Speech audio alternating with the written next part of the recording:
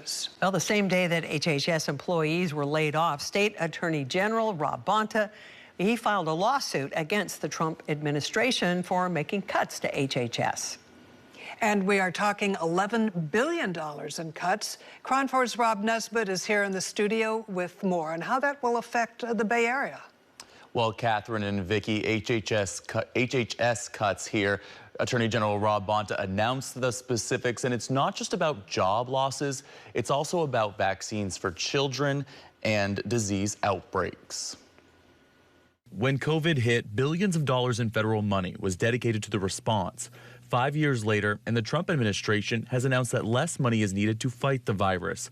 But California Attorney General Rob Bonta says that's just a front. HHS may claim that these funds are no longer needed because they were meant to respond to COVID, but that's just plain false. The AG, along with 23 other states and the District of Columbia, filed a lawsuit against the U.S. Department of Health and Human Services and HHS Secretary Robert F. Kennedy Jr. over what they consider to be an unlawful cut of $11 billion in public health funding.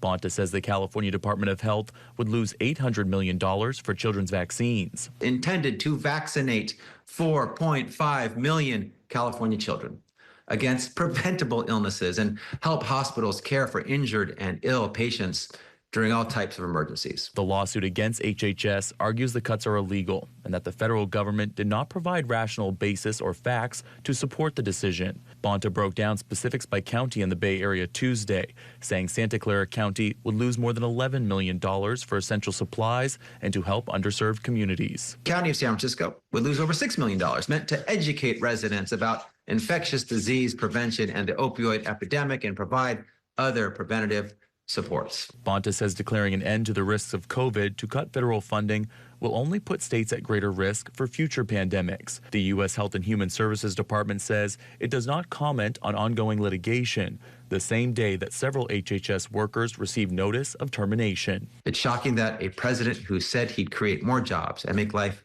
more affordable is willing to fire swaths of workers, leaving their families high and dry. Bonta, along with other state attorney generals and governors, filed a restraining order against HHS to restore public health funding while the case is taken up in court. Reporting in studio, I'm Rob Nesbitt, KRON 4 News.